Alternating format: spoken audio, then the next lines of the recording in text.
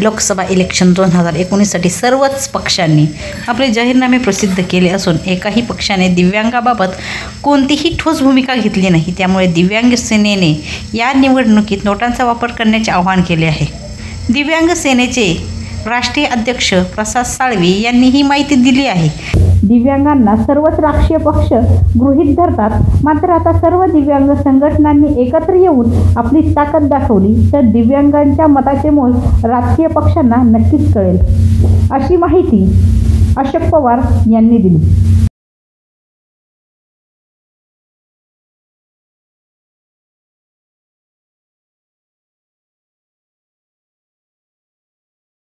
नमस्कार, आज आपल्या स्टुडिओमध्ये प्रसाद सुरेश साळवी साहेब आहेत, उपस्थित आहेत, जे कर्णबधीर, मंद, मतिमंद, शारीरिक अपंग यांच्या न्याय हक्कासाठी हे सतत भांडतात।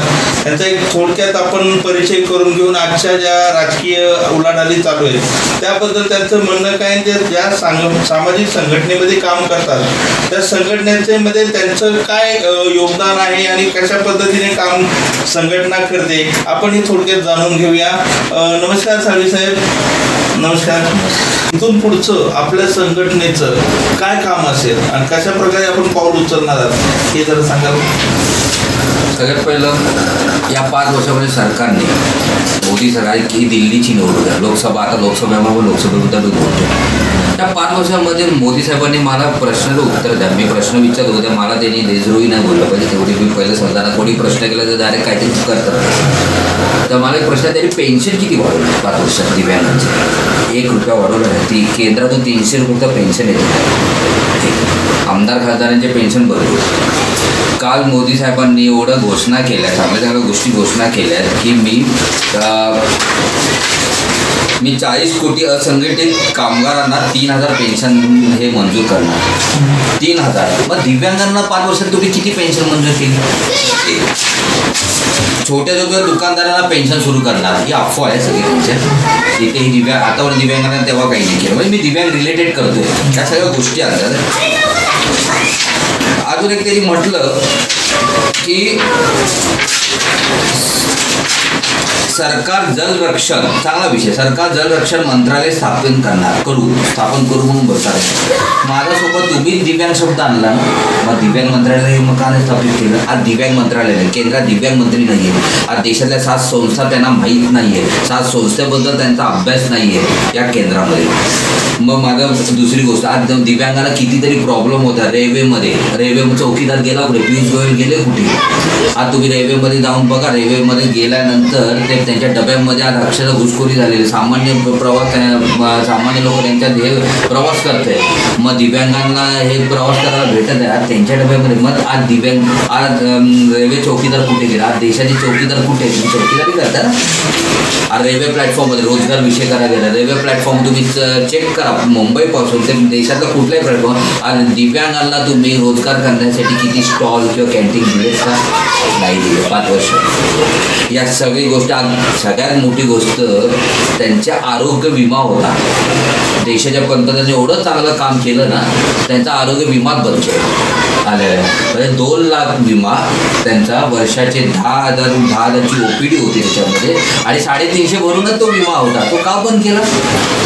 या सगळ्या गोष्टीचा भाग बघून आम्ही सगळं निर्णय घेतलेला, त्यांच्यामध्ये सुरक्षाही नाही म्हणून सगळं घेऊन आम्ही लोकसभेमध्ये उतरणार होतो, पण आम्ही आता उतरणार होतो ते उतरलं नाही, निवडणूक लढवत नाही, पण आम्ही या निवडणूकमध्ये आमच्या दिव्यांग सेनेने अशी भूमिका घेतलेली आहे, यावेळी आम्ही नोटाला मतदान करणार, आणि नोटाला मतदान करताना याचा फटका सत्ताधारी पक्षालाही बसवणार, भाजप शिवसेना बसणार, विरोधी पक्षालाही बसवणार, त्यांना जागा करून देणार आम्ही की दिव्यांग एक नावाचा घटक आहे, तुम्ही त्याच्याकडे दुर्लक्ष केलं आहे। कारण देशामध्ये एवढे जाहीरनामे निघाले, वचननामे बाहेर काढले त्यांनी, काँग्रेसनेही वचननाम्यामध्ये काही घेतलं नाही दिव्यांगांबद्दल, BJPने तर 5 वर्ष काही केलं नाही, आताच्या वचननाम्यामध्ये काही नाही, इथपर्यंत की राष्ट्रवादी काँग्रेसचे पक्ष शरद पवार साहेबांनीही दिव्यांगांना दुर्लक्ष केलं। मी त्यांच्याकडे वेळ मागितली होती काँग्रेसकडे आणि पवार साहेबांकडे, त्यांनीही लक्ष दिलं नाही। फक्त ह्या देशामध्ये मी मोठेपणामध्ये बाजू घेत नाही कुठल्या पक्षाची, या देशामध्ये फक्त एकच पक्षाचा जो जाहीरनामा मी घेऊन आलो, 35 पेजचा जो जाहीरनामा, तो कम्युनिस्ट पक्ष मार्क्सिस्ट त्यांच्यामध्ये 15 पॉईंट डिसेबिलिटीचे त्यांनी घेतले. म्हणजे एकाच राजकीय पक्षाला कळलं दिव्यांग शब्द म्हणजे दिव्यांगाबद्दल काहीतरी आहे असं. तो जाहीरनाम्यामध्ये त्यांनी पण की तृतीय पंथासाठी विषय घेतलेला आहे. बाकीचे कुठे गेले पाहिजे तुम्ही पण चेक करा. मी आरोप करायचा म्हणून आरोप करणार नाही, पण असं वाटतं की आज दिव्यांग नाराज आहे म्हणून आम्ही ही भूमिका घेतलेली आहे नोटाला मतदान करायची. आणि आमचा निर्णय आता आम्ही थांबू. आता येणाऱ्या त्याच्यामध्ये लोकसभेमध्ये आम्ही मतदान आणि असं नाही की दिव्यांगात नाही, दिव्यांगाचे कुटुंब, दिव्यांगाचे मित्र परिवार, दिव्यांगाचे नातेवाईक यावेळी नोटालाच मतदान करणार आहे. आणि आम्ही आमची ताकद, दिव्यांगाची ताकद या सरकारला आणि विरोधी पक्षांना दाखवून देणार. संघटनेच्या मार्फत आपण आतापर्यंत काय काय उपक्रम राबवले, कशा पद्धतीने आपली कार्यपद्धती आहे ती जरा सांगाल का थोडं? आम्ही इतर अनेक ॲक्टिव्हिटीज केलेले आहेत. त्याच्यामध्ये आम्ही त्यांना युनिक आय डी जे आहे त्यांचं एक कार्ड, आधार कार्ड कसं असतं, पॅन कार्ड कसं असतं, दिव्यांगाचे युनिक आय डी कार्ड असतं त्याचे कॅम्प लावलेले आहेत. मग अनेक असे मेळावे घेतलेले आहेत. आणि आमचे सगळे जिथे आमचे शाखा आहेत महाराष्ट्रभर तिथे त्यांचे कार्यक्रम चालू असतात. अधिवेशन आमच्याकडे अधिवेशन असतं. अधिवेशन प्रकारे आम्ही आमचे निर्णय घेतो आणि त्या निर्णयाप्रमाणे आम्ही पुढचे पाऊल आम्ही उचलत असतो. तरी आपल्या ऑल ओव्हर महाराष्ट्रामध्ये किती शाखा आहेत तरी? सगळ्या विदर्भामध्ये तर आमची शाखा नाही आहे, पण विदर्भ सोडलं तर मराठवाडा, कोकणात, ठाणे, मुंबई, पालघर अशा या सगळ्या नाशिक, जळगाव तिथे आमच्या शाखा आहेत. आपण म्हणजे ऑल ओव्हर महाराष्ट्र बघतो त्याच्यामध्ये विदर्भाला चालू आहे, पण अजून आम्ही पदांची नियुक्ती केली नाही आहे. तिथे विषय चालू पण लोकसभेच्या निवडणुकीनंतर इकडे पण कार्यकर्ते आमचे आहेत तसे. तर आपण जर एक आंदोलने वगैरे केलेली आहे त्याची एक थोडक्यात माहिती द्याल का? कोणत्या विषय आपण केलेले आहेत आणि आपल्याला शासनाचा कसा प्रतिसाद आला आणि कोणत्या विभागासाठी आणि काय काय आंदोलन केले आणि कशा प्रकारे आपल्याला प्रतिसाद मिळाला शासनाकडनं की मिळाला नाही हे जरा थोडक्यात सांगाल? सगळ्यात पहिलं आमचं आंदोलन जे चालू होतं दिव्यांगाचे पहिले विषय समजून घेतले. आपण केंद्र राज्य 2 मिनटं तर आम्ही बाजूला ठेवलं. आम्ही सगळे पहिले महानगरपालिका, नगरपालिका असे विषय घेतले. नगरपालिका आणि महानगरपालिकेवर पाहायला गेलं तर बहुमत सत्ता ही शिवसेना भाजपची. आता उदाहरण आता आपण कल्याण महानगरपालिका घ्या, सत्ता शिवसेनेची. ठाणे महानगरपालिका घ्या, सत्ता शिवसेनेची. मुंबई महानगरपालिका घ्या, सत्ता शिवसेनेची. जळगावमध्ये गेला तरी तिकडे सत्ता भाजपची. इथे सत्ता शिवसेना. म्हणून आम्ही काय केलं, सगळ्या महानगरपालिकेत पहिला अर्ज केले, सगळ्यांचे पाठपुरावा करतो. मग त्याकरता त्यांचा मुख्य त्यांचा हा येते मी बोललं त्यांचे मुख्यमंत्री त्यांचे सुप्रीम कोण उद्धवसाहेब ठाकरे. मला चला त्यांच्या नेत्यांच्या कानावर टाकू व तुम्ही जे आतापर्यंत जे सत्ता तुमची आहे ते तुमच्या कार्यकर्त्यांना सांगा तुम्ही आमच्या मागण्या पूर्ण करा. आणि मागण्या म्हणजे काय, दिव्यांग कायदा 2016 हा कायदा असा बोलतो की तुम्ही दिव्यांगांना सक्षम करा म्हणजे कसा, तो दिव्यांग जगला पाहिजे. त्या निमित्त आम्ही त्यांच्याकडे गेलो. मग तेव्हा मोर्चा 21 ऑक्टोबरला आम्ही मोर्चा काढला. दुर्भाग्य ह्या म्हणजे उद्धव साहेबांचं मला एवढं वाईट वाटतं. देशातला हा एवढा मोठा नेता आज निवडणूकमध्ये सगळ्यांना दिसतोय, पण ज्या दिवशी दिव्यांग त्यांच्या घरावर मोर्चा काढला होता मातोश्रीवर, दिव्यांग पायी आले होते, पण शेवटी ते पळून गेले. पळवट काढला त्यांनी. पळवट काढून गेले कुठे? शिळेतून. हे काय तरी फेसच केला नाही. त्यानंतर शेवट आमचा मोर्चा निघाला. त्याच वेळी 28 आचारसंहिता लागू होण्याअगोदर 28 फेब्रुवारीला तेव्हा काढला मंत्रालयावर. फडणवीस साहेबांकडे गेलो. हा पण चन्नी रोड ते मंत्रालय होता, पण सरकारमध्ये ती दानतच दिसली ना. म्हणजे महाराष्ट्राचे मुख्यमंत्रीला नेमकं दिव्यांगच कळलं नाही. देशाच्या पंतप्रधानाने दिव्यांग शब्द आणला, चुटकीत आणला, पण चुटकी दिव्यांगाला देण्यासाठी काहीच नाही. आज साधं बघायला गेलं तर महाराष्ट्राचं अपंग कार्यालयाचं नाव त्यांना दिव्यांग करता आलं नाही. म्हणजे हे देशाच्या पंतप्रधानांच्या शब्दाचाही आदर करत नाही महाराष्ट्र राज्याचे मुख्यमंत्री. हे दिवस पाहिलं तुम्ही जाऊन बघा.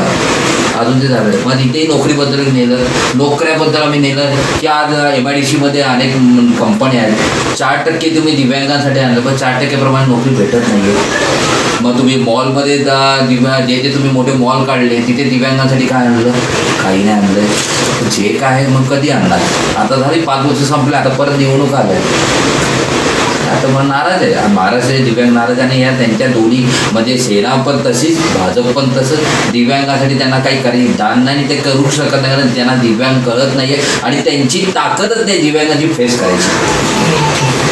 सर आपले तरी ऑल ओव्हर महाराष्ट्र बघितलं तर एक आपले किती सभासद असे अंदाजे किती आहेत सभासद दिव्यांग संघटनेमध्ये जे आपले जे जोडलेले आहेत? आमच्या संघटनेमध्ये जोडलेले सभासद आहेत ते 35,000च्या घरात आहे आमच्या संघटनेत. आज महाराष्ट्रामध्ये दिव्यांग हे 35 लाखाच्या वर दिव्यांग आहे आणि 21 कॅटेगरी म्हणून बघायला गेलं तर 1 कोटीच्या घरात दिव्यांग झाले. म्हणजे 3% जेव्हा होते तेव्हा 60 कॅटेगरी होती, 1% वाढवलं 4% प्रमाणे 21 कॅटेगरी झाली, म्हणजे 14 कॅटेगरी वाढले जात असं.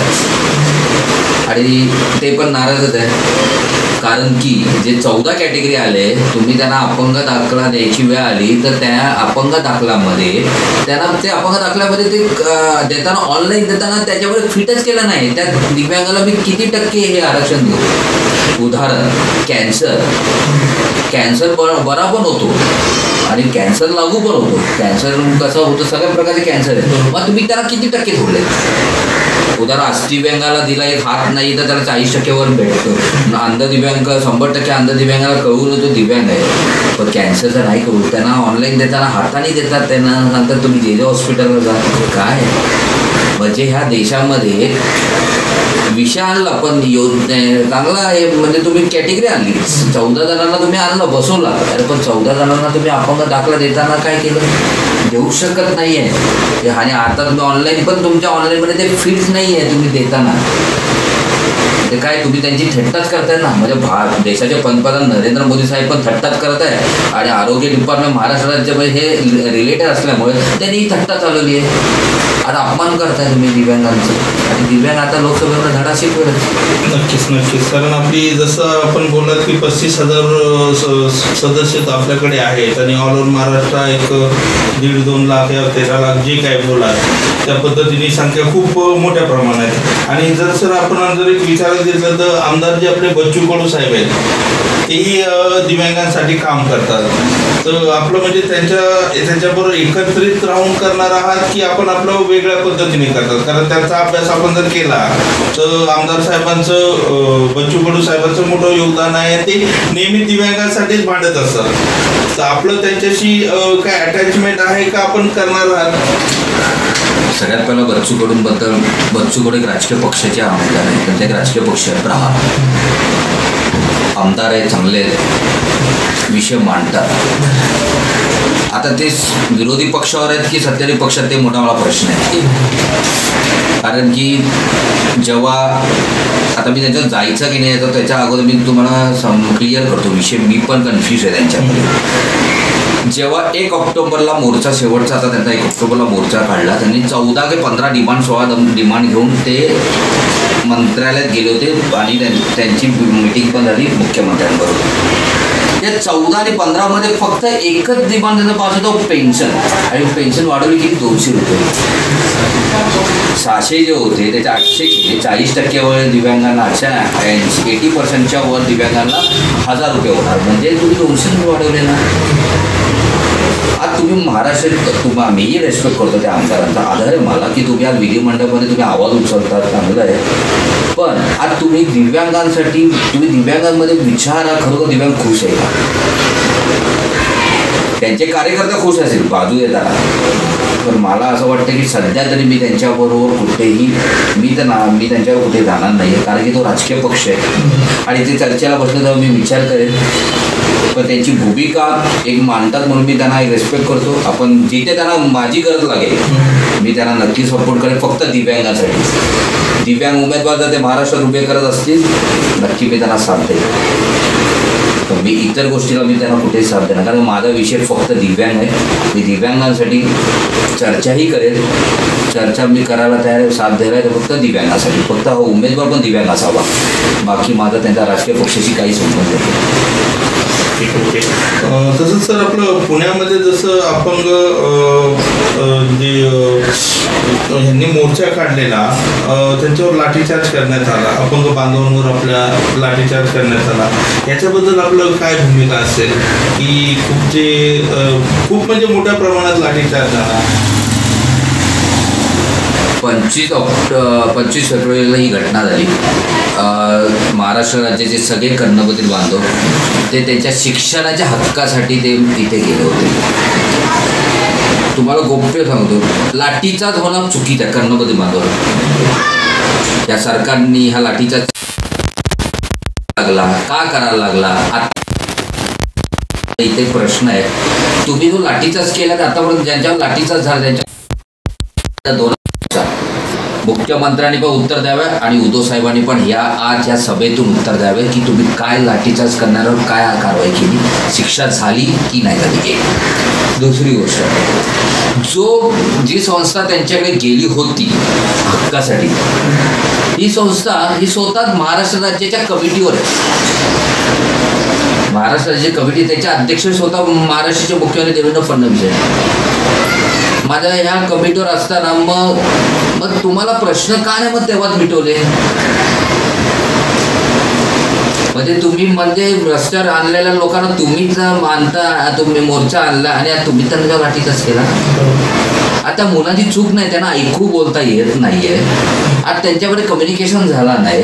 आज कम्युनिकेशन कोणामुळे झाला नाही? मग त्याचा अर्थ सरकारलाच कळलं नाही ना. दिवे मगासून काय होतं, सरकार म्हणजे ह्या सरकारला, मुख्यमंत्र्याला आणि देशाच्या पंतप्रधानांना कळलंच नाहीये. म्हणजे उदाहरण, आज हे कर्णबधीर होते मार खाणारे, आज कर्णबधिराला काय पाहिजे? शिक्षण कशामध्ये पाहिजे? सांकेतिक भाषेमध्ये. म्हणजे त्यांची भाषा ती. आज मी तुमच्याशी बोलतो मराठी, तुम्हाला माझी मराठी भाषा कळते. आज लोक जे ऐकणार त्यांना मराठीमध्ये कळला बाबा मी काय, ज्यांना मराठी कळतं त्यांना कळणार मी आज नेमकं काय बोलतोय. म्हणजे त्यांची भाषा कुठली? कर्णबधिर, सांकेतिक भाषा. मग त्यांना त्यांच्या भाषेमध्ये कळलं पाहिजे. त्यांनी तेच मागितलं. मग त्याच्यासाठी तुमच्या सरकारने काय केलं? देशाचे पंतप्रधान बोलतात की प्रत्येक शाळेमध्ये तुम्ही सांकेतिक भाषेची टीचर्स तयार करा, शिक्षक तयार करा. मग आता पण शिक्षक का तयार झालेले आहे? त्याच्यासाठी तुमची देशातली एक संस्था आहे आलिया वर्जन काय काम करते? आलिया वर्जनमध्ये कोटीमध्ये फंड येतो. हा फंड जातो कुठे? टीचर तयार करा. मग आता पण तुमच्या राज्याने आणि या केंद्र सरकारने किती टीचर्स तयार केले त्यांच्या हक्कासाठी? त्यांच्यामध्ये कितीतरी शाळा आहेत, मग त्यांच्या शाळा का नाही निर्माण केले? त्यांच्यासाठी सोपी भाषा म्हणजे सांकेतिक आहे ना. आज उदाहरण, तुम्ही देशाच्या बाहेर, आपले देशाचे पंतप्रधान ओढे दौरे करतात देशाच्या बाहेर, तिथे तुम्ही बाहेरच्या देशात जा ना. तुम्ही लंडनला गेला, तुमचं सगळ्यांनी स्वागत केलं मोठ्या मोठ्या देशा राष्ट्रपतींनी. तिथे त्यांच्या भाषेमध्ये, सांकेतिक भाषेमध्ये त्यांची माहिती पुरवली जाते. मग आज देशाचा पंतप्रधान बोलतो की राज्याचा मुख्यमंत्री बोलतो, केंद्राचा कुठला नेता बोलतो, मग त्यांच्या भाषेमध्ये का माहिती पुरवली जात नाही? म्हणजे आपला देश किती पाठी आहे?